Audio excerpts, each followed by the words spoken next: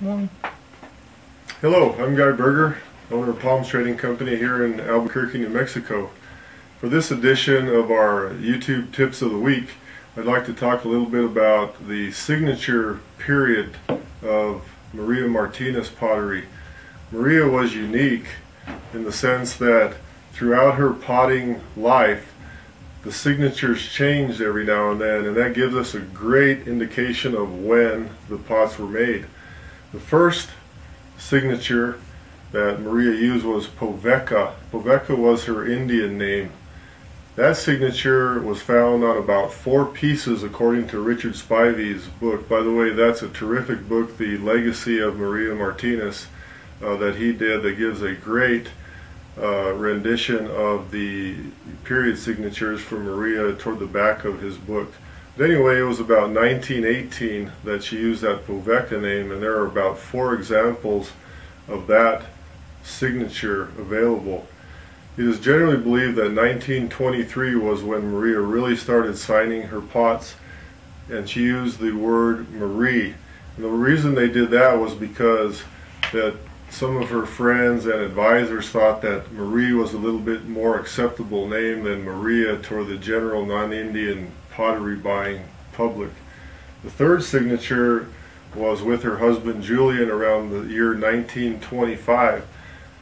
We're coming up on 80 to 100 years of Maria pottery. In fact, it's generally interesting to me to know that a piece of Maria pottery that you hold in your hands was made so long ago.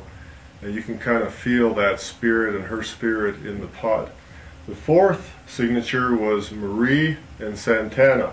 That was the year about 1943. Santana was her daughter-in-law, her son's Adam's wife.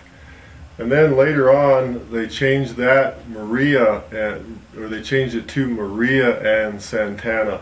That was about the year 1948. So there was a 5-year difference between Marie and Santana and Maria and Santana. The sixth signature was with her back to her Indian name, Maria Poveka, and that was around the year 1955. So if you have a pot that's signed Maria Poveka, it was signed between 1955 and even through the 60s. And the final signature was with her son Popovi. That started in about 1956. And then later on, Popovi developed a way to date the pottery. So if you see a pot that has like 869, that means August of 1969. So anyway, that's a short recap, and I have a few pieces here to show you. It'll be hard to see the signature on the bottom, but I want to hold one up and show it to you anyway. You want to make sure that to be an original Maria piece, the piece is polished, or the signature is polished into the clay. If you have a piece that you think is Maria but it's scratched in with a nail or a knife or a blade of some kind, it still may be a Maria, but in order to be sure, it's really important that you have a polished in signature. This first piece I want to show you is a Maria and Santana piece, a bowl. Again, that signature was around 1943 pot. This is the same signature in a plate, just a plain polished plate. The third example is actually a Maria Popovi plate, which she did with her son Popovi. Again, that signature started in about 1956.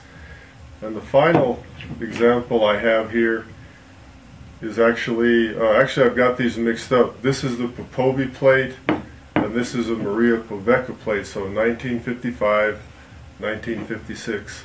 Well, hopefully that short rundown helps you determining what year your Maria pot was made.